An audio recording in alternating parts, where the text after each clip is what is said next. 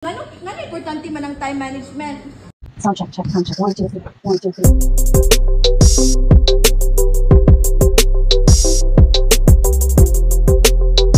3. Hi friend! Another day, another blessings! Sa Jay's Dine and Cafe nga pala ginanap yung not so formal gathering ng mga aspiring VAs in Medina. And there I met Maymay. She's also from Maanas. And after that, nag-attendance kami. And by 3 p.m., it formally started with an introduction and overview of the said meeting. And of course, hindi mawawala ang self-introduction. And we were also asked as to what purpose, kung ano ang pinuntahan namin dyan at kung ano ang gusto naming makuha from them. Sila ka-flexible kay dili mo ko flexible when it At laking gulat ko friend dahil hindi lang pala talaga Medina ang nandito. Meron din ibang lugar from Balingwan, Hingoog City, and meron pang ibang nagaling pa sa Camigan and fresh from work pa.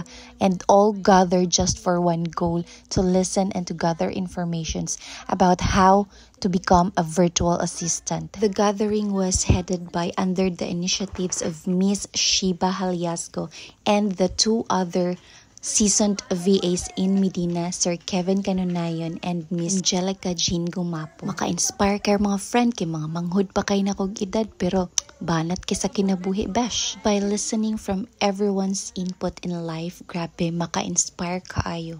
And of course, dili mawala ang atong pasnacks kay basin pahawaon niya ta sa venue kay free ra ba ni friend. So kailangan gid nato mo bawi og mga pa-order kay para dili ta nila pahawaon ba. So we eat while we talk o anar nang lapan. And after hearing from the seasoned VAs how they got this track, napatanong tuloy ako sa sarili ko kung kaya ko ba to. But yeah, this is just an option in my life kasi meron talaga akong goal na pinaka-goal ko na gusto ko talagang makamit. It's just that I was so curious because my cousin was really my inspiration because of this work.